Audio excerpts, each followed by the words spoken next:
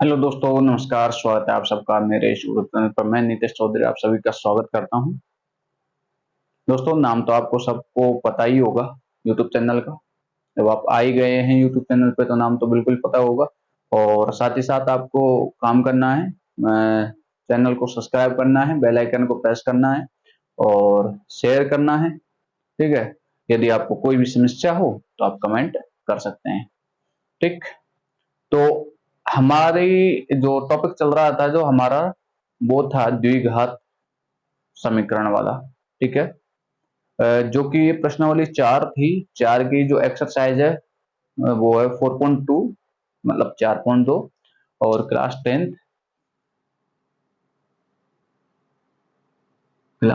है अपनी। ठीक है। और एक्सरसाइज है वो है अपनी 4.टू। ठीक है। 4.2।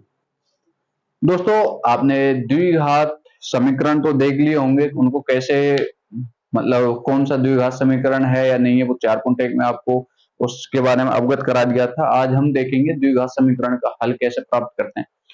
सबसे पहले आपको मैंने वैसे भी कई बार बता दिया है कि द्विघात जो समीकरण होता है उसका व्यापक रूप क्या होता है। उसका व्यापक रूप होता है ax² प्लस bx प्लस में c इक्वल टू 0। ठीक है। यदि 0 बराबर में है तो ये क्या कहलाएगा, ये एक समीकरण कहलाएगा। ठीक है। और यदि ये px के बराबर में है, ठीक है, तो इसके बराबर में 0 नहीं होगी, ये क्या कहलाएगा, एक बहुपद। क्या? बहुपद कहलाएगा। ठीक है। बहुपद की यदि हम बात करें तो बहुपद के तो हम शून्य ज्ञात करते हैं। क्या? बहुपद के शून्य ज्ञात करते हैं, जबकि जो समीकरण होता है उसके हम मूल ज्ञात करते हैं। क्या ज्ञात करते हैं? मूल ज्ञात करते हैं। ये तो समीकरण हो गया और ये हो गया बहुपद।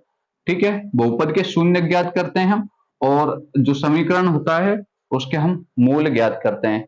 बहुपद के शून्य और समीकरण के जो मूल होते हैं उनमें कोई डिफरेंस नहीं होता, सेम ही होते हैं, एक ही होते हैं। ठीक है। फर्क सिर्फ इतना है कि यदि कोई समीकरण है और उसके बराबर में तो 0 आएगी तो वो एक समीकरण है। ठीक है। और यदि px के बराबर में कुछ दिया हुआ है तो वो क्या होगा, एक बहुपद होगा। ठीक है। जो चर है उसकी अधिकतम घात कितनी होनी चाहिए, 2 होनी चाहिए, तभी वो द्विघात जो बहुपद या द्विघात समीकरण कहलाएगा। ठीक है। इतना आपको पता चल गया होगा। तो अपनी प्रश्नावली की शुरुआत करते हैं। अब दोस्तों, एक जैसे मैं बात करूं कि एक उदाहरण ले लेता हूं मैं।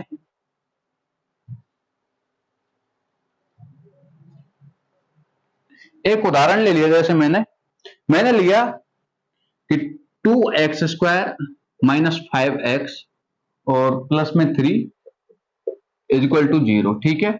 इसके हमें क्या ज्ञात करने हैं? प्रश्न उदाहरण आपका, ये उदाहरण है, किताब का ये उदाहरण है। ठीक है। इसके हमें मूल ज्ञात करने हैं। क्या ज्ञात करने हैं? मूल ज्ञात करना है हमको। ठीक है। अब हम इसको हल किस प्रकार से करेंगे? देखिए, जो मध्य वाली जो संख्या है ना, मध्य वाली संख्या है कितनी है, 5x है या नहीं? इसको हमें क्या करना है, रुकिए, पहले एक तो पहले तो हम लिख लेंगे मध्य वाली संख्या। ठीक है। अब क्या करना है, जो अंतिम है और प्रथम है, जो ये तो a हो गया और ये c है भाई, ये a है और c है, इनका क्या करना है, इन दोनों का जो अचर है ना, ये राशि, इनका क्या करना है, हमें गुणा करना है। अचर क्या मतलब, ये इन दोनों का हमें क्या करना है, गुणा ही करना है। ठीक है। तो ये कितना आ गया, 3 इंटू 2 किया तो 6 और x² आ गया। ठीक है। x²। ठीक है। ये प्लस का, ये भी प्लस का, तो प्लस का ही आएगा। ठीक है। अब हमें जो ये -5x है ना, इसके टुकड़े, मतलब बात क्या है कि इसको जोड़ना या घटाना, मतलब इसके टुकड़े इस तरीके से करने हैं कि उनका गुणा करने पे 6x² आए, और वो भी किसका आना चाहिए, प्लस का आना चाहिए। ठीक है। अब देखिए, क्या 5x के कोई टुकड़े हो रहे हैं? हो रहे हैं। एक x प्लस 4, वो एक तो माइनस का x हो रहा है और एक माइनस का 4x हो रहा है। ठीक है।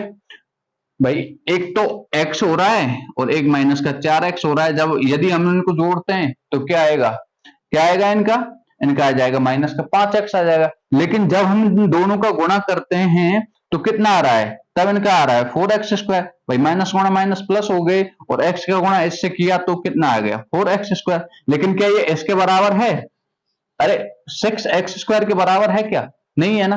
तो हमें इसके कोई और टुकड़े देखने हैं। अब देखिए क्या करना है, ये कितना हो गया 2x और एक ले लिया हमने माइनस का 3x। ठीक है, चलिए पहले हम प्लस का देख लेते हैं। तो अब हम इनका क्या करेंगे, गुणा करेंगे। एक तो मैंने ले लिया माइनस का 2x और एक ले लिया 3x। अब पहले तो यही देखिए कि क्या इनका जोड़ करने पे माइनस का 5x आ रहा है, आ रहा है क्या, ये तो प्लस का है माइनस का है तो x ही बचेगा, वो भी प्लस का नहीं आ रहा ना। अरे नहीं आ रहा ना, यहां पे लिख लेते हैं इनको। ठीक है, एक 3x ले लिया। ठीक है, नहीं आ रहा है इनका, भाई माइनस का 5x नहीं आ रहा तो हम क्या करेंगे, इसको भी माइनस कर देंगे, कर दिया। अब जब माइनस गुणा माइनस करेंगे तो वो सॉरी, जो इनको जब हम जोड़ेंगे तो ये माइनस माइनस के हैं दोनों, है ना। तो माइनस में ही प्राप्त होगी संख्या और ये कितनी होगी 5x होगी, हो गई ना भाई। इतनी तो आपके समझ में आ गया होगा, जब हम इनको जोड़ेंगे तो ये क्या हो जाएगा माइनस का 5x। ठीक है, अब देखिए अब हमें क्या करना है, इनका गुणा करना है, आपस में गुणा करना है। क्या करना है, गुणा करना है। और गुणा करने पे कितना आना चाहिए 6x²। यदि 6x² आता है तो ये दो टुकड़े हो जाएंगे। ठीक है, किसके, -5x के, जो कि समीकरण को संतुष्ट करेंगे एक तरीके से यदि कहें तो इसका हल निकालने में आसानी होगी। ठीक है, देखिए माइनस माइनस क्या हो गया, प्लस हो गया, गुणा करने पे 2 इंटू 3 6 हो गया और x इंटू एक्स x² हो गया, तो ये 6x² आ गया ना भाई। प्राप्त हुआ या नहीं हुआ, तो कहने का मतलब कि -2x और माइनस का 3x। ठीक है, तो इसको हम कैसे लिख सकते हैं, माइनस का 2x और एक माइनस का 3x। ठीक है, और इन दोनों के ही हो गए ये। ठीक है, इन दोनों के लिए क्या प्राप्त हुआ है हमें, एक तो माइनस का 2x है और एक माइनस का 3x है। भाई जोड़ने पे हैं, ऐसे लिख लीजिए चलिए इनको कि माइनस का 2x प्लस ये माइनस का 3x। ठीक है, इनको जोड़ने पे तो माइनस का 5x आ रहा है और माइनस का 2x इंटू, ठीक है, माइनस का क्या है 3x और इनका गुणा करने पे क्या आ रहा है 6x²। ठीक है, तो ये दो प्राप्त हो गए ना हमें। तो हमें क्या लिखना है, जब आगे हम हल करेंगे तो लिखना है हमें, इसको हल करते समय पहले एक बार उतार लेते हैं इसको, 5x + 3 = 0। ठीक है, अब ये 2x², अब इसके क्या टुकड़े थे, क्या थे, माइनस का 2x और माइनस का 3x। ठीक है, तो माइनस का 2x और माइनस का 3x + 3 = 0। ठीक है, इसमें से देखिए इन दो में से हमें कॉमन लेना है और इन दो में से हमें कॉमन लेना है। लेकिन कॉमन लेने के बाद जो संख्या शेष बचे ना वो समान होनी चाहिए। इसमें से देखिए क्या कॉमन आ रहा है, ये 2x, यहां भी 2x है लेकिन ये स्क्वायर में है ना, तो एक x बच जाएगा। तो 2x हमने क्या ले लिया, कॉमन ले लिए, x बचा इसमें और यहां बचा एक बचा ना। यहां पे देखिए यहां पे 3 हम कॉमन ले सकते हैं भाई, तभी तो x, और जब ये माइनस का हमने 3 कॉमन लिया तो ये प्लस का है ना, प्लस का है ना, तो ये किसका हो जाएगा माइनस का, और ये 1 बराबर 0। ठीक है, अब इन दोनों में से तो कोई एक ले लीजिए और इनमें से इनको लेना है। ठीक है, ये 2x - 3 हो गया एक, तो भाई इसको और इसको साथ में लिखेंगे और इन दोनों में से कोई एक ले लेंगे। ठीक है, बराबर 0। ठीक है, अब क्या करना है हमको, अब करना यह है कि इन दोनों को अलग अलग 0 के बराबर मान लेना है। ठीक है, इन दोनों को अलग अलग 0 के बराबर मान लेना है। ये हो गया 2x - 3 = 0 और ये हो गया x - 1 = 0। ठीक है, जब हम देखिए अब इसको जब हम हल करेंगे तो ये क्या आएगा, x बराबर 3/2। ठीक है, एक तो मूल ये प्राप्त हो गया हमें और एक ये होगा x बराबर 1, दूसरा मूल प्राप्त हो गया। ठीक है, तो ये क्या है हमारे इस समीकरण के मूल प्राप्त हो गए। जब हम n को, ठीक है, जब हम n को इस समीकरण में रखते हैं किसी एक को, मतलब दो मूल हैं, दो ही मूल प्राप्त हुए, किसी भी मूल को इसमें रख के देख लीजिए, बराबर में आंसर आपका 0 आ जाएगा। ठीक है, देखिए एक को रखिए इसमें, तो एक का स्क्वायर एक ही हो जाएगा, 2 इंटू वो 2 इंटू माइनस वो सॉरी 2 इंटू ये 1 का स्क्वायर हो जाएगा, एक का स्क्वायर एक, गुणा जब इसका होगा तो 2 ही आएगा, माइनस एक्स का मान 1 रखेंगे तो ये माइनस का 5 और ये प्लस का 3, ये प्लस का 2 था ना। ठीक है, 3 2 5 और माइनस का 5 कितना हो गया 0। ठीक है, तो इस तरीके से ये आपके सवाल हो जाएंगे। ठीक है, तो अब हम करते हैं अपनी जो प्रश्नावली है उसकी शुरुआत। ये तो आधार था जो आपको बिल्कुल समझ में आ गया होगा। ठीक है, बिल्कुल। और शुरुआत करते हैं प्रश्नावली का पहला प्रश्न। पहला प्रश्न क्या कह रहा है कि गुणनखंड विधि से निम्न द्विघात समीकरणों के मूल ज्ञात कीजिए। ठीक है, अब पहला प्रश्न है आपका, और पहले प्रश्न का पहला क्या है, x square minus 3x minus 10 equal to 0 है। ठीक है, क्या है, x square minus 3x equal to क्या है 0 है। ठीक है, अब देखिए एक तो -3 प्राप्त करना है और एक इसका गुणा इससे करेंगे तो 10x स्क्वायर प्राप्त करना है। ठीक है, इसके टुकड़े कीजिए, क्या करेंगे, इसके टुकड़े करेंगे हम तो क्या आएगा, एक तो माइनस का 5x आ जाएगा, वो एक प्लस का 2x आ जाएगा। भाई बड़ा माइनस का 5x आएगा तभी, और हम 2x को जोड़ेंगे तो माइनस के 3x बच गए ना, अरे बच्चे या नहीं। ठीक है, ये माइनस का आएगा, क्यों, क्योंकि यहां माइनस का चिन्ह है इससे पहले। ठीक है, अब ये क्या आ जाएगा, माइनस का 5x और माइनस का वो प्लस का 2x जब हम गुणा करेंगे, माइनस का 5x इंटू ये प्लस का 2x है तो गुणा करेंगे तो ये प्राप्त हो जाएगा। ठीक है, उनको यहां पे रख दीजिए, -3 की जगह एक्स स्क्वायर माइनस 5x और प्लस में 2x माइनस 10 इक्वल टू 0। ठीक है, इन दोनों में से कुछ कॉमन आ रहा है, बिल्कुल x आ रहा है, तो x माइनस 5 बचा। भाई एक्स स्क्वायर में से x गया तो x बचा ना, और 5x से x गया तो 5 बचा। ठीक है, प्लस इसमें से 2 आ रहा है कॉमन, तो x माइनस 5 इक्वल टू 0। नहीं आया समझ में, 2 का गुणा अंदर करके देख लीजिए एक बार, ये 2x और माइनस 10 हो जाएगा। अरे यही होगा ना, अरे होगा ना। कहने का देखिए, कॉमन लेने का मतलब ये है कि आप जितना कॉमन ले रहे हैं ना उसका इसमें भाग दे के देखो। ठीक है, और जो बचेगा वो अंदर आ जाएगा। ठीक, एक तो आ गया x प्लस 2, भाई इसको और इसको साथ में लिखेंगे, और एक आ गया x माइनस 5। ठीक है, 0 अलग अलग लिख लेंगे इनको, x प्लस 2 बराबर 0 और x माइनस 5 बराबर 0। ठीक है, तो x बराबर माइनस का 2 और x बराबर 5। ठीक है, तो ये क्या हो गए, दो मूल प्राप्त हो गए। मूल प्राप्त हुए या नहीं हुए, अरे हुए या नहीं हुए, हो गए ना। तो ये आपके इस समीकरण के मूल प्राप्त हो गए, और ये गुणनखंड विधि के द्वारा। ठीक है, नोट कर रहे हैं तो कर लीजिए, नहीं तो मिटा देते हैं इसको। ठीक है, अगला है इसी का अगला है 2x square plus x minus 6 बराबर 0। ठीक है, समझ रहे हैं, जोड़ने पे क्या आना चाहिए, x आना चाहिए, और गुणा करने पे माइनस का 12x स्क्वायर। ठीक है भाई, 6 का माइनस 6 गुणा इससे करेंगे तो माइनस का 12x स्क्वायर। अब देखिए, अब देखना क्या है कि ऐसे टुकड़े कीजिए कि x प्राप्त हो जाए और माइनस का 12x प्राप्त हो जाए, गुणा करने पे जोड़ने पे x प्राप्त हो। अब x से तो आप अंदाजा नहीं लगा सकते कि भाई कितना और क्या करना है। ठीक है, लेकिन ये याद रखना है कि जो आप गुणा के लिए जो भी संख्या लें ना, उनको जोड़ने पे x प्राप्त होना चाहिए। ठीक है, अब देखिए मैं इसके टुकड़े करके देखूं, इसके एक तो मैं कर लेता हूं, कितना होगा, 3 चौका 12 हो रहा है ना भाई,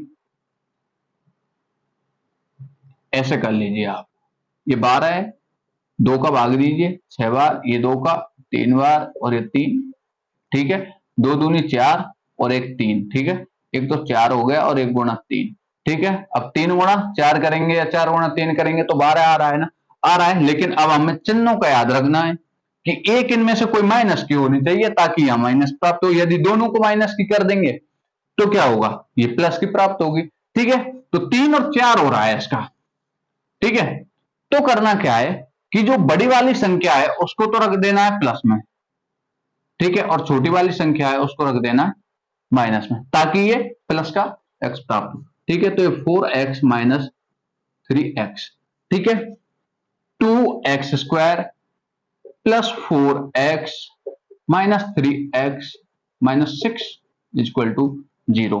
इसमें से 2x आ गया कॉमन, x बचा, यहाँ पे भाग मतलब भाग दे के देख लीजिए, 2x की जब यहाँ पे भाग देंगे तो कितना आएगा, 2 आएगा, अरे आएगा या नहीं, x से x गया और 4 में जब 2 का देंगे, आप पे भाग देना आता नहीं है क्या, 2x का जब हम भाग देंगे तो x से तो x गया और 2 दूनी 4, तो 2 बचा ना, ठीक है, ये माइनस ये 3x प्लस में 2 इक्वल टू 0, क्योंकि माइनस का हमने 3 कॉमन लिया है, ठीक है, माइनस कॉमन ले लिया इन दोनों में से, तो जब माइनस का कॉमन ले लिया तो ये भी प्लस हो गई और ये भी प्लस हो गई, ठीक है। तो क्या हुआ, x माइनस 3, वो 2x माइनस 3, ठीक है, एक तो ये आ गया और एक आई x प्लस 2 इक्वल टू 0, ठीक है। ये 2x माइनस 3 इक्वल टू 0, ये 2x इक्वल टू 3 और x इक्वल टू 3/2, एक तो ये आ गया, एक x प्लस 2 इक्वल टू 0, तो x इक्वल टू माइनस 2, एक ये मूल प्राप्त हो गया, ठीक है। अब इन मूलों को यदि आप समीकरण में रखोगे तो 0 ही प्राप्त होगा, ठीक है, आ गया समझ में। चलिए एक और करते हैं, अगला, अगला क्या है आपका, अगला प्रश्न है आपका, अब आपको अगला जो प्रश्न है ना वो देखने में थोड़ा, जो रूट वाली जो संख्याएं आ जाती है ना तो देखने में थोड़ा कठिन लगता है, ठीक है, पर कोई दिक्कत नहीं, जब तक है हम तब तक कठिन नहीं है कुछ भी, ठीक है। √2x² प्लस 7x और प्लस 5√2 इक्वल टू 0।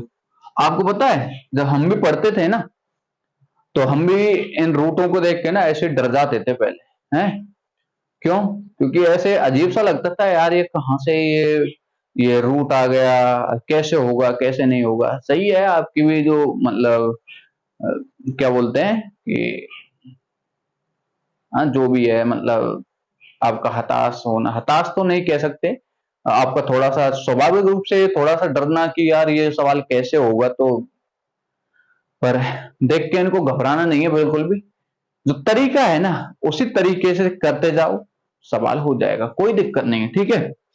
अब जोड़ने घटाने पे तो 7x आना चाहिए, जोड़ने पे या घटाने पे जो भी आप करो, ठीक है, 7x आना चाहिए, और गुणा करने पे देखिए क्या आना चाहिए, एक तो हो गया 7x, ठीक है, गुणा कीजिए इन दोनों का, इन दोनों का गुणा कीजिए भाई, -√2, वो सॉरी बोलता कुछ हूं बोल कुछ जाता है, तो ऐसे वो मत लेना दिमाग पे थोड़ा, ठीक है, √2 इंटू 5√2, ठीक है।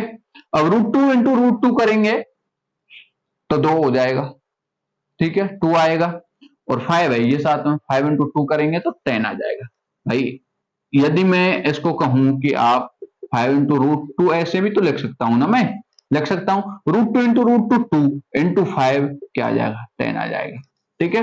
तो 10x², चिन्ह प्लस का ही है, ठीक है, गुणा करने पे 10x² आना चाहिए और जोड़ने पे आना चाहिए 7x। अब तो आप इससे ही पता लगा सकते हैं, इसके टुकड़े करके देख लीजिए, x है, 1 गुणा 6 करेंगे नहीं आएगा, 1 6 हो रहे हैं क्या, नहीं हो रहे, 2 5 2 5 10, अरे यार वाह, हो रहे हैं बिल्कुल, ठीक है। तो क्या आएगा, एक तो 2x हो जाएगा, एक 5x हो जाएगा, ठीक है, और इनका गुणा करेंगे, गुणा जब हम करेंगे ना इनका आपस में, तो ये क्या आएगा, 10x² आएगा। ठीक है, ये समझने के लिए आपके लिए। ठीक है, √2x² प्लस क्या आएगा, 2x प्लस 5x प्लस 5√2 = 0। ठीक है, अब देखिए आपको पता है जब √2 इंटू √2 करते हैं तो 2 आ जाता है। ठीक है, √3 इंटू √3 करते हैं तो 3 आ जाता है। कुल मिला के बात यह है, जब रूट वाली संख्या का सेम रूट वाली संख्या से गुणा करते हैं तो वही संख्या प्राप्त हो जाती है, लेकिन रूट हट जाता है। ठीक है, ओके। अब देखिए, क्योंकि मुझे यहाँ पे अब कॉमन लेना है, क्या लेना है, 2x, लेकिन ये √2 है। ठीक है, और x² है, x तो इसमें भी है और 2 भी है। ठीक है, जब मैं इस जो 2 है इसको मैं ऐसे लिख सकता हूं ना, अरे लिख सकता हूं ना। ठीक है, तो हमें क्या करना है, अब हमें क्या करना है, सॉरी, हमें क्या करना है, हमें कॉमन लेना है, √2 ले लिया कॉमन। ठीक है, तो यहां पे क्या बचा, x बचा भाई, √2 मैंने √2 और x हमने कॉमन ले लिया तो यहाँ पे x बचा। ठीक है, अब मैं 2 में से √2 कॉमन लूं तो क्या बचेगा, √2, और x तो कॉमन में बाहर चला ही गया। ठीक है, प्लस ये 5x प्लस 5√2। ठीक है, अब क्या बचेगा, जब मैं इसमें से ले लेता हूं 5 कॉमन ले लेता हूं तो x प्लस √2 = 0। ठीक है, हमेशा ध्यान रखना है कि ये कोष्टक में बचने वाली संख्या ये दोनों समान होनी चाहिए। ठीक है, अलग अलग नहीं होनी चाहिए। यदि अलग अलग आ रही है ना ये संख्याएं तो आपका सवाल बिल्कुल गलत है। ठीक है, अब √2x प्लस 5 और एक हो गया x प्लस √2 = 0। √2x प्लस 5 = 0 और x प्लस √2 = 0 अलग अलग लिख लिया हमने। ठीक है, अब क्या हो जाएगा, √2x = -5 और x बराबर क्या आ गया, -5/√2। एक तो ये आ गया और एक x बराबर -√2।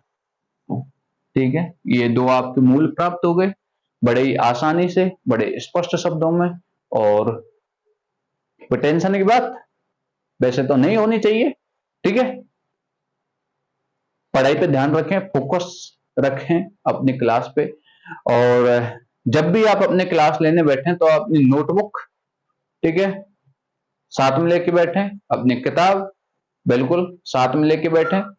ठीक है, ताकि आप उस सवाल को पढ़ें अच्छे से और फिर यहाँ से उसका हल देखें। हालांकि मैं जो सवाल है ये तो लिख ही जाता है यहाँ पे, कोई दिक्कत भी नहीं है, पर फिर भी आप अपनी किताब और साथ ही साथ नोटबुक साथ में लेके बैठे। ठीक है, तो इतना हो गया। अब बताइए, अगले 1-2 प्रश्न हैं इसी के, क्या उनको छोड़ दूं, अरे छोड़ दूं क्या, खुद को भी तो प्रैक्टिस करनी होती है? खुद प्रैक्टिस करोगे या नहीं, अरे करोगे या नहीं, करनी है ना, तो छोड़ दूं, चलिए छोड़ देते हैं। अगर आपसे नहीं हो ना तो आप कमेंट में बता सकते हैं और आपके लिए बिल्कुल करा दिया जाएगा। ठीक है, अगली जो कोई भी क्लास होगी और उसमें उस सवाल को बिल्कुल करा दिया जाएगा। जो भी कमेंट करेगा, जिसका भी कमेंट होगा, उसके सवालों का जवाब दिया जाएगा बिल्कुल। ठीक है, अब प्रश्न नंबर हम 2 करते हैं। अब 2 की यदि हम बात करें तो कहा है कि उदाहरण 1 में दी गई संख्याओं को हल कीजिए। अब उदाहरण 1 कहां है, उदाहरण 1 बहुत पीछे है। ठीक है, उसमें जो भी सवाल दिए हुए हैं उनको हल कर लेना है, उनमें कोई दिक्कत नहीं आनी चाहिए। वैसे तो आपको देखता हूं उदाहरण 1 कहां पे भाई, कहां गया भाई उदाहरण 1,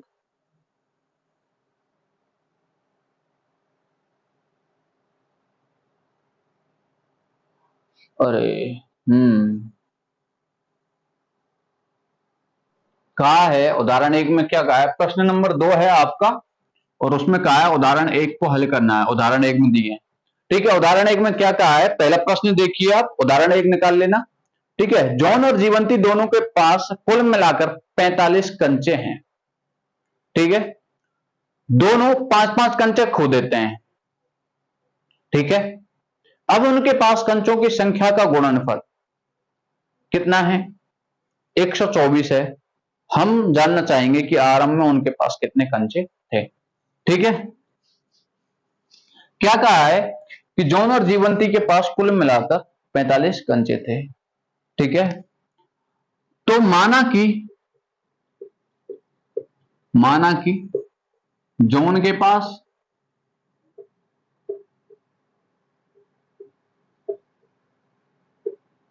कंचे कितने, x। ठीक है, जब जॉन के पास अंचे, वो अंचे नहीं, अंचे हम तो कंचा नहीं बोलते, हम तो पता है जब हम खेलने जाते थे तो क्या बोलते थे, हम बोलते अंचा खेलवा चल रहा है का है। लेकिन ये क्या है कि ग्रामीण भाषा में ऐसे ही बोल लेते हैं, कोई दिक्कत नहीं होती, लेकिन जो इसका स्पष्ट नाम है ना वो है कंचा। ठीक है, तो कंचे, ठीक है, एक्स हैं। अब टोटल दोनों के पास कितने हैं, 45। जब दोनों के पास में 45 हैं और मैंने कहा कि माना कि एक्स है जो उनके पास में, तो जब 45 में से एक्स जाएगा तो शेष जो कंचे बचेंगे, भाई, तो वो कौन से होंगे, कौन से होंगे, वो होंगे जीवंती के। ठीक है, तो जीवंती के पास कंचों की संख्या कितनी होगी जी, 45 माइनस एक्स। भाई एक्स हमने निकाल दिया ना 45 में से, जो बाकी बचे वो क्या है, वो जीवंती के कंचे हैं। ठीक है, अब प्रश्न अनुसार क्या कहा है कि दोनों 5-5 कंचे खो देते हैं। अब उनके पास कंचों की संख्या का गुणनफल क्या है, 124। अब क्या कहा है कि दोनों 5 कंचे खो देते हैं, 5 कंचे खोने के बाद,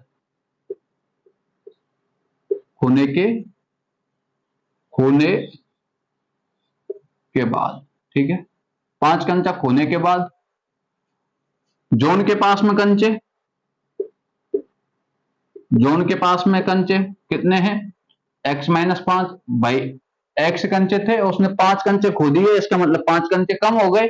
ठीक है, उसी प्रकार जीवंती के पास भी 5 कंचे कम हो जाएंगे।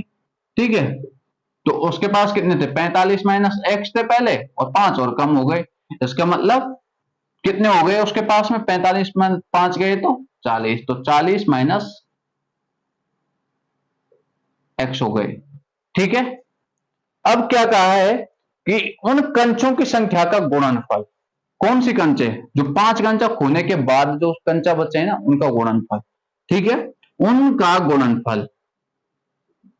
ठीक है, तो 40 माइनस एक्स, दोनों संख्या हो गई, इनका गुणनफल कितना है, वो है 124। क्या है, 124। ठीक है, इसको जब हम हल करेंगे तो क्या आएगा, 40x, और ये हो जाएगा आपका माइनस का एक्स स्क्वायर, और ये हो जाएगा 200, और ये माइनस का माइनस माइनस प्लस, ये 5x इक्वल टू 124। ठीक है, ये कितना हो गया आपका, ये हो गया, देखिए इसको यहां पे हल कर लेते हैं हम। इसको लिखिए माइनस का एक्स स्क्वायर, ठीक है, और ये क्रम से लिख लें 40 प्लस 5x, ये कितना हो गया, 45x।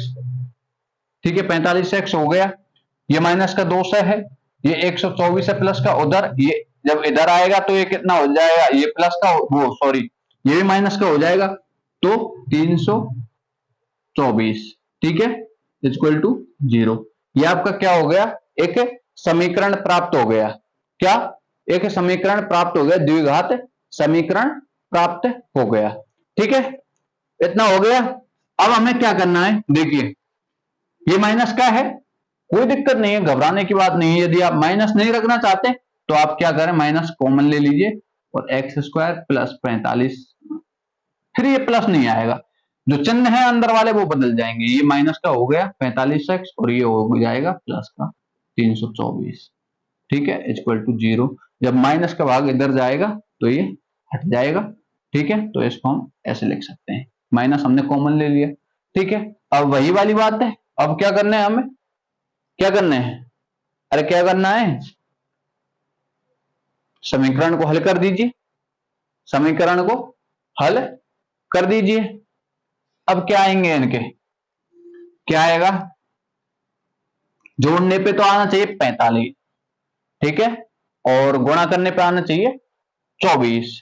ठीक है, समझ रहे हैं, तो ये कितना आएगा आपका, ये हो जाएगा, चलिए ठीक है कोई बात नहीं, हम निकाल लेते हैं इससे, ये 324 है ना आपका, 2 1 6 2 2 8 1 9 9 3 से निकालना है, 3 9 27 3 3, ठीक है, ये 2 दून 4 और 4 दिया 12, एक तो हो गया 12, 3 3 9 9 3 27, 12 और 27 कितने हो जाते हैं, 12 और 27, ठीक है, ये नहीं होगा, ये हो जाएगा आपका 2 दून 4 दून 8, 2 दून 4 4 थे 12 और 12 से 12 थे 36, 36 और 9 कितना हो जाएगा, 36 और 9 कितना हो जाएगा 45। ठीक है,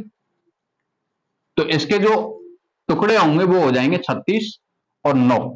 ठीक है, एक्स स्क्वायर, ये माइनस का कितना हो जाएगा 9x, सॉरी हाँ माइनस ही प्राप्त करना है, और ये 36x और प्लस में 324 इक्वल टू 0।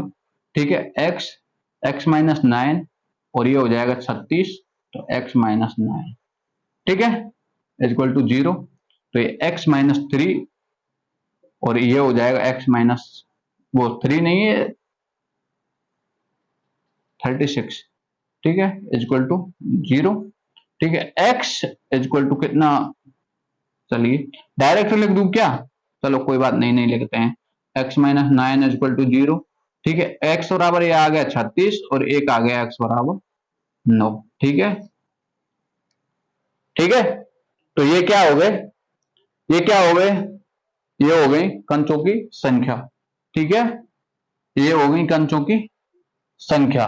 यदि x के पास 9 है, कोई भी एक ले लीजिए, यदि x के पास क्या है 9 कंचे हैं, तो मतलब जॉन के पास यदि 9 कंचे हैं तो शेष कितना बचेगा, 36 बचेगा, वो जीवंती के पास हो जाएंगे हैं। और यदि x के पास 36 कंचे हैं तो जीवंती के पास 9 कंचे हो जाएंगे। ठीक है, अगला प्रश्न आपको खुद ही करना है, ऐसा ही है,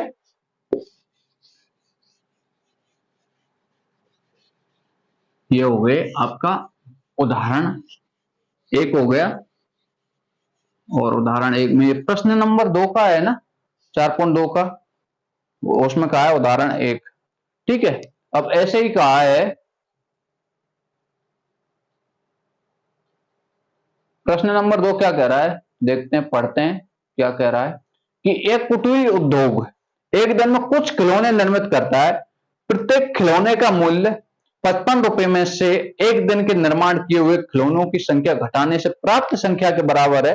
किसी एक दिन कुल निर्माण लागत 750 रुपए थी, हम उस दिन निर्माण किए गए खिलौनों की संख्या ज्ञात करना चाहेंगे। ठीक है, माना कि कोई कुटीर उद्योग है, ठीक है, अब कहा क्या है कि एक दिन में निर्माण, ठीक है, एक दिन में, प्रश्न में बड़े हिसाब से कहा है, देखना है आपको, ढंग से पढ़ना है कि कुटीर उद्योग एक दिन में कुछ खिलौने निर्मित करता है, माना कि x खिलौने निर्मित करता है, माना एक दिन में निर्मित खिलौनों की संख्या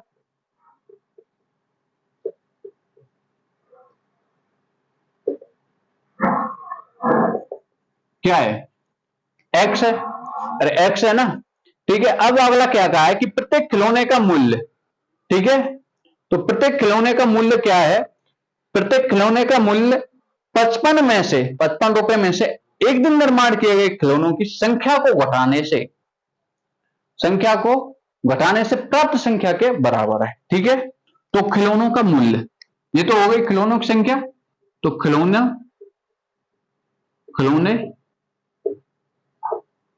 का मूल्य, मूल्य क्या है, क्या कहा है कि 55 रुपए में से एक दिन में निर्माण कितने हो रहे हैं, एक्स, और एक दिन में निर्माण किए हुए खिलौनों की संख्या घटाने पर जो प्राप्त संख्या है ना, वो क्या है, खिलौनों का मूल्य। तो 55 और 55 में से एक दिन में निर्माण किए गए खिलौनों की संख्या जब मैंने घटा दी, और जो घटाने पर जो प्राप्त जो संख्या होगी वो क्या है, खिलौनों का मूल्य।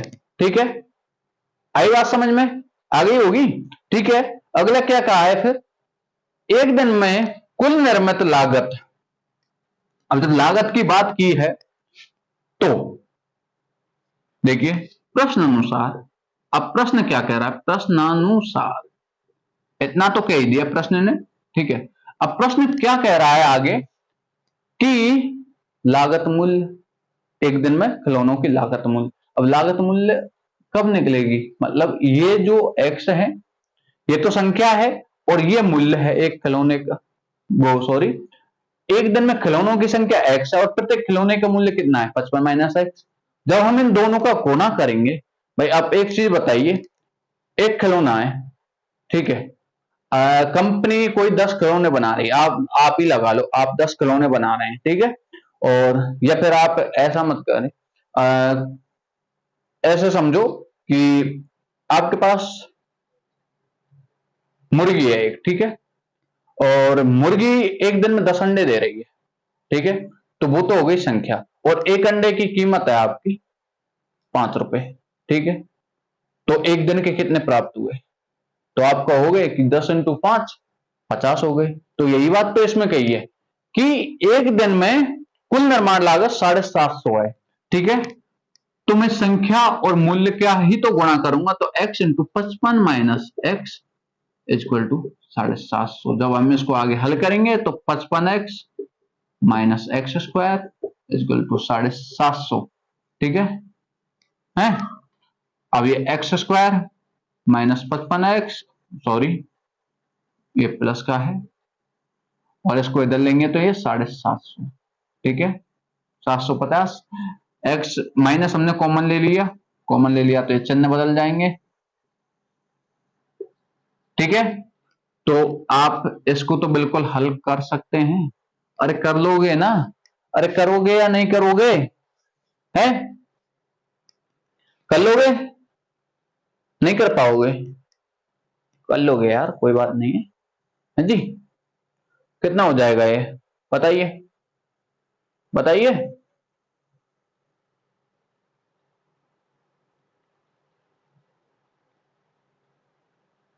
नहीं आ रहा समझ, 25 और 30, कितना, 25 और 30, और 25 25 एक संख्या किसकी रहेगी, वो दोनों संख्या माइनस में रहेंगी, ठीक है भाई, चलिए ठीक है, इधर देखिए एक्स स्क्वायर माइनस 55x, और 55x को मैं क्या लिख सकता हूँ, मैं लिख सकता हूँ 30x और माइनस का 25x, और ये प्लस का 750 जीरो, एक्स एक्स माइनस का 30, ठीक है, ये 25x माइनस का 30, 25 या 75 750 हो गए, x माइनस 25 एक तो ये, और x माइनस 23 इक्वल टू 0।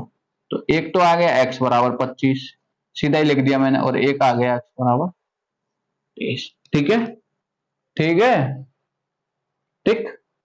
तो ये दो इसके मूल प्राप्त हुए हैं, इसमें से कोई भी एक मान हो सकता है, कोई भी एक ले लीजिए, और ठीक है, यदि आप खिलौनों की संख्या मानते हैं 25, ठीक है, तो खिलौनों का मूल्य हो जाएगा 30 रुपए, और यदि आप खिलौनों की संख्या मानते हैं 30, तो खिलौनों की संख्या हो जाएगी 25, घटा लीजिए इसमें से, ठीक है, आ गया, समझ में आ गया होगा इतना, ठीक है, अगला सवाल करते हैं। अगला है, अरे यार प्रश्न नंबर 3 है इसी का, मेरे को लगता है आप तो काफी लंबी वीडियो बन जाएगी, बहुत बड़ी है, समय काफी हो जाएगा। पर कोई बात नहीं है। देखिए प्रश्न नंबर 3 क्या कहता है, ऐसी दो संख्याएं ज्ञात कीजिए जिनका योग 27 और गुणनफल 182 हो। ठीक है, जिनका क्या हो, दो संख्याएं ज्ञात करने जिनका योग तो हो क्या हो 27 हो और गुणनफल कितना हो 182 हो। ठीक है, माना, ये तीसरा प्रश्न है ना, माना कि कोई संख्या, कोई पूर्णांक संख्या है ना, पूर्णांक की तो पूछा है, पूर्णांक नहीं है, माना कि कोई संख्या x मान ली। ठीक है, और ये तो प्रथम हो गई, माना कि प्रथम संख्या। ठीक है, प्रथम संख्या, और तो द्वितीय संख्या, द्वितीय संख्या। अब क्या कहा है कि इन दोनों संख्याओं का योग क्या हो जाना चाहिए, x हो जाना चाहिए, वो सॉरी 27 होना चाहिए। कितना होना चाहिए 27। जब मैं ये कहूं कि कोई संख्या x है, ठीक है, और उसके योग में से जब हम x को घटाएंगे, x जो भी है, तो दूसरी संख्या प्राप्त होगी ना, तो मैं इसको कैसे लिखूंगा 27 माइनस x। ठीक है, जब हम इन दोनों संख्याओं को अब हम जोड़ेंगे तो योग क्या प्राप्त होगा 27। आगे क्या कहा है कि दोनों संख्याओं का गुणनफल कितना है 182। कहने का मतलब x इंटू 27 माइनस एक्स। ठीक है, इनका दोनों का जो गुणनफल है वो है 182। तो 27x minus x square into 182 minus x square plus 27x, और ये इधर आ गया तो 182 बराबर 0, माइनस हमने कॉमन ले लिया तो ये हो गया आपका 27x, ये प्लस 182 इक्वल टू 0 हो गया ना। अरे हुआ या नहीं। अब इसके टुकड़े करोगे तो कितने आ जाएंगे 13 और 14, 13 और 14 का गुणा करके देख लीजिए 182 आएगा, 182 एक्स स्क्वायर, एक्स लगा देंगे हम 13 14 के सामने, देख लीजिए आगे। चलिए इसको हल करा देते हैं। आगे क्या होगा एक्स स्क्वायर माइनस 13x और ये माइनस का 14x प्लस में 182 इक्वल टू 0। एक्स कॉमन गया, ये 13 हो गया, ये 14 जब हम कॉमन लेंगे इसमें से तो x माइनस 13 इक्वल टू 0। तो x माइनस 13, एक तो हमने ये ले लिया और एक आ गया हमारा x माइनस 14।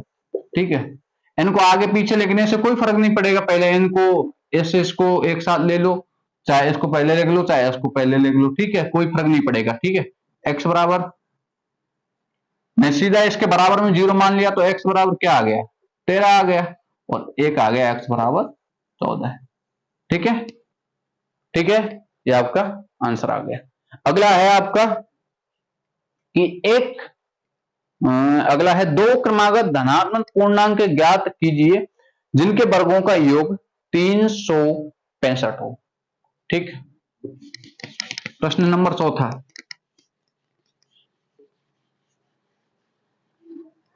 क्या कहा है कि दो क्रमागत धनात्मक पूर्णांक ज्ञात कीजिए। ठीक है, चौथा प्रश्न है प्रथम धनात्मक पूर्णांक क्या है, प्रथम धनात्मक पूर्णांक हमने मान लिया क्या x मान लिया। ठीक है, अब यदि हम द्वितीय धनात्मक पूर्णांक की यदि हम बात करें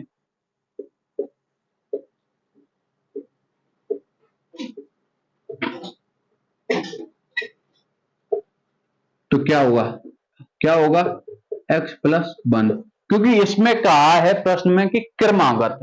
ठीक है, क्रम से, जैसे 13 के बाद 14, 14 के बाद 15, 15 के बाद 16। ठीक है, तो यदि इसका मान हम 1 मानते हैं तो इसका मान 2 आ जाएगा। ठीक है, x का मान 1 मानते हैं तो।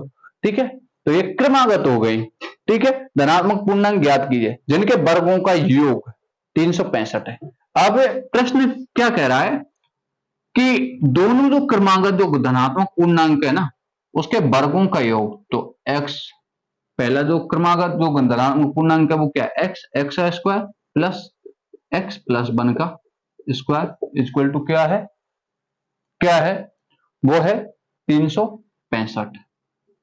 ठीक है, अब क्या हो जाएगा ये एक्स स्क्वायर प्लस ये x square plus 2x plus 1 equal to 365 हो गया। ठीक है, ये कितना हो गया, ये 2x² हो गया, और ये कितना है, ये 2x हो गया। जब ये इधर आएगा तो ये किसका हो जाएगा, माइनस का, और माइनस का क्या बचेगा, ये 364 इक्वल टू 0। ठीक है, आगे आपको ये स्वयं करना है, हल करना है। ठीक है, बताने की जरूरत ना पड़े। 364 इंटू 2 करोगे तो ये आ जाएगा आपका 728। ठीक है, 728। अब उस संख्या को आपको तोड़ लेना है अभाज्य गुणनखंड विधि के द्वारा, इसके द्वारा पता लगा लेना है। ठीक है, ये कितना हो गया, 8 2 7। ठीक है, ये 2 से, ये 3 बार, ये 6 बार, ये 4 बार, ये 2 से 1 8, 1 8 2, ये 2 9 1, 2 9 1, और 13 7 91। ठीक है, ये इस तरीके से। अब 2 दून 4, 4 दून 8, है ना, 2 दून 4, 4 दून 8, इसको छोड़िए, ये नहीं होगा, और 8 8 7 56, ये नहीं होगा। ठीक है, आपको करना है 13 दून 26, 2 दून 4, 4 7 28।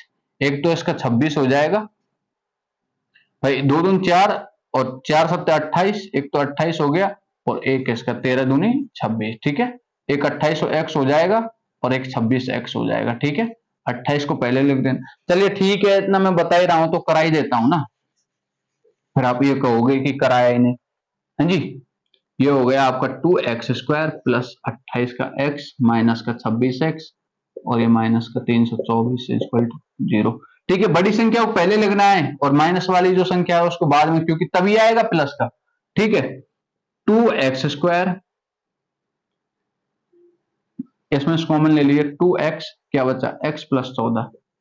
ठीक है, माइनस का 26 हमने कॉमन लिया तो x माइनस। ठीक है, ये कितना बचेगा, ये भी 14 ही बचना चाहिए, 14 ही बचेगा, माइनस का ये प्लस का हो जाएगा 14 0। ठीक है, तो ये 2x माइनस 26 और एक हो गया x प्लस 14 इक्वल टू 0। ये 2x माइनस 26 इक्वल टू 0,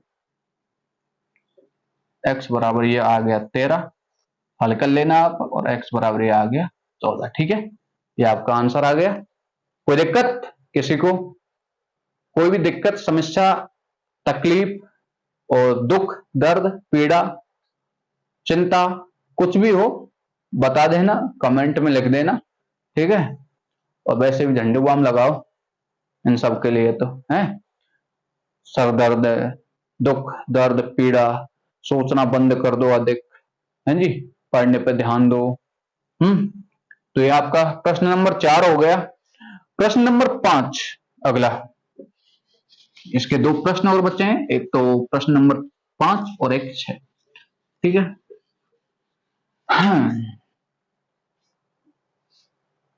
क्या कह रहा है प्रश्न नंबर 5 की, एक समकोण त्रिभुज की ऊंचाई उसके आधार से 7 सेंटीमीटर क्या है, कम है। यदि कर्ण 13 सेंटीमीटर का हो तो अन्य दो भुजाएं ज्ञात कीजिए। ठीक है जी, कोई त्रिभुज है भैया, क्या है भैया, त्रिभुज है भैया। ओ भैया क्या है जी, भैया कोई त्रिभुज है, मान लो हमने कोई त्रिभुज है, नहीं दिख रो का लिख दो यहां में, ये भैया कहा है त्रिभुज है। ठीक है, जाते बोले हम लंब, जाते बोले हम आधार, और भैया जाते बोले हम कर्ण, कर्ण। ठीक है, वो महाभारत वाला कर्ण नहीं, ये कर्ण अलग है। ठीक है, ये आधार है, ये लंब है, ये कर्ण है।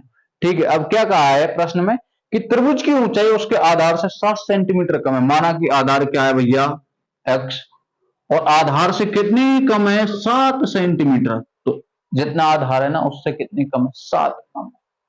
क्या, ऊंचाई, ऊंचाई मतलब लंब। ये क्या हो गया, ये हो गया लंब, ये है आधार, और जे भाई कर्ण।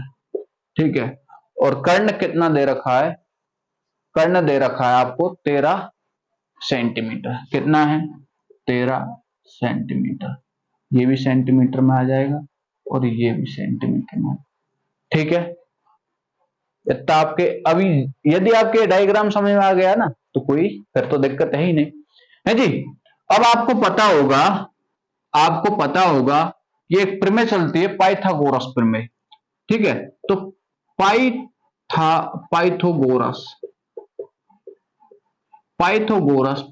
प्रमेय के अनुसार है जी, पाइथागोरस प्रमेय क्या कहती है कि कर्ण स्क्वायर बराबर लंब स्क्वायर प्लस में आधार स्क्वायर। कर्ण कितना है भैया 13, 13 का स्क्वायर। लंब कितना है भैया x माइनस 7 का स्क्वायर प्लस आधार कितना है भैया x, तो x का स्क्वायर। ये तो हो जाएगा 169 इक्वल टू, अरे वर्ग तो आते होंगे ना स्क्वायर।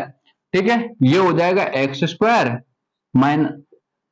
माइनस का 14x और ये प्लस का 49 और ये प्लस में एक्स स्क्वायर। इसको खोलना आ गया होगा a माइनस बी का होल स्क्वायर। कैसे खोलते हैं, a square minus 2ab plus b square.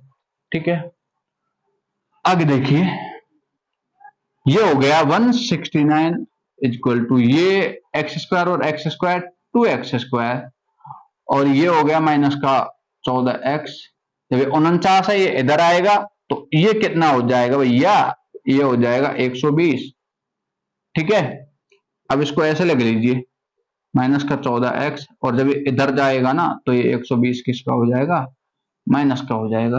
अरे हो जाएगा ना, होगा या नहीं है जी, हो जाएगा, बिल्कुल हो जाएगा। ठीक है, 12×24 कितना आना चाहिए, कर लोगे इसको तो अब 240।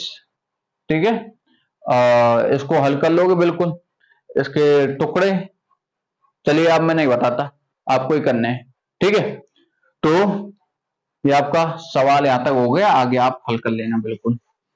अरे यार एक दो प्रश्न तो छोड़ने चाहिए ताकि आप भी तो थोड़ी प्रैक्टिस करें।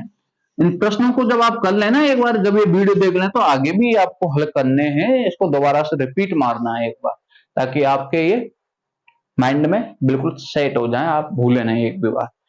अगला है, एक कुटीर उद्योग एक दिन में कुछ बर्तनों का निर्माण करता है। एक विशेष दिन यह देखा गया कि प्रत्येक नग की कीमत। अगला प्रश्न क्या है कि एक कुटीर उद्योग एक दिन में कुछ बर्तनों का निर्माण करता है। एक दिन विशेष दिन यह देखा गया कि प्रत्येक नग की लागत या निर्माण लागत उस दिन के निर्माण किए गए बर्तनों की संख्या से दुगने के 3 अधिक है। ओके, यदि उस दिन की कुल निर्माण लागत 90 रुपए थी तो निर्मित बर्तनों की संख्या और प्रत्येक नग की लागत ज्ञात करनी है। ठीक है, देखिए माना कि, अब मानना ही है यार, गणित में तो हमेशा मान के ही चलते हैं। माना कि कटोरी में पानी है और वो हमने पी लिया, प्यास बुझ गई है। गणित वाले तो स्टूडेंट ऐसे होते हैं यार, नहीं है। तो देखिए प्रश्न कह रहा है कि एक कुटीर उद्योग में एक दिन में कुछ बर्तनों का निर्माण होता है। वो कुछ बर्तन हमने क्या मान लिया, एक्स। माना एक दिन में निर्मित बर्तनों की संख्या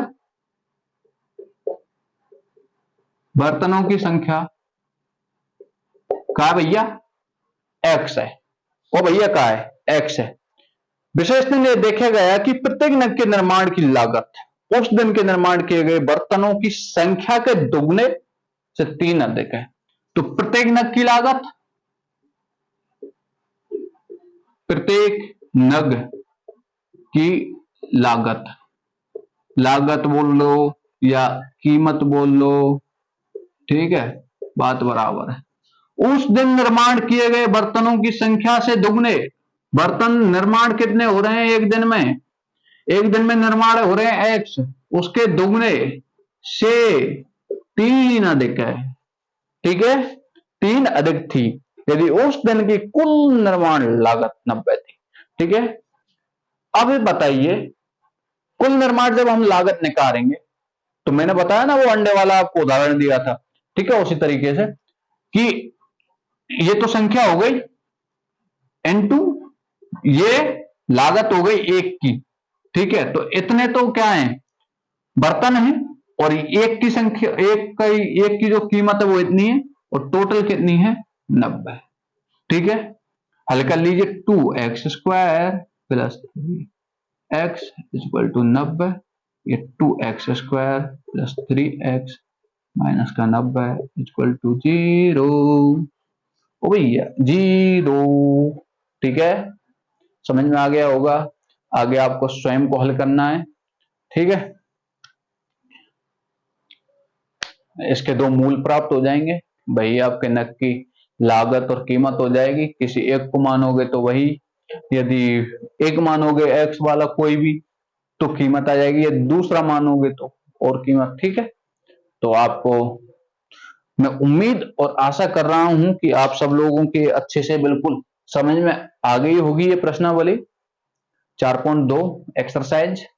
और यदि आप किसी को भी कहीं भी समस्या हो तो उसके लिए आप मुझे अवगत करा सकते हैं, बता सकते हैं आपको कहाँ पे दिक्कत है, कहाँ समस्या है। आपको आपकी समस्या का बिल्कुल समाधान किया जाएगा। कमेंट बॉक्स में लिख सकते हैं आप अपनी समस्या को, ठीक है। और यदि कोई भी सवाल नहीं आ रहा है ना समझ में, तो आप बेझिझक आप कमेंट में लिख सकते हैं। ये नहीं कि आपकी बेइज्जती थोड़ी होगी इसमें, है भाई। कोई सवाल है यदि आप पूछोगे, मैं तो भाई पूछता भी था टीचरों से, है। अब समझ में नहीं आता है तो यार पूछनी भी पड़ती है, क्यों जी। तो इसमें कोई बेइज्जती वाली बात नहीं है कि भाई हमारी तो बेइज्जती हो जाएगी और ये है वो है। आपको पूछना चाहिए, ठीक है। पूछता वही है जो पढ़ता है, तो जो पढ़ेगा नहीं वो तो पूछेगा क्या। वो कहते हैं ना, नंगा नहाएगा नहीं तो निचोड़ेगा क्या, क्यों जी। वही वाली बात है। तो इसी उम्मीद और आशा के साथ मैं आज की क्लास समाप्त करता हूं कि आप सब लोगों के अच्छे से समझ में आ गई होगी, ठीक है। राधे राधे।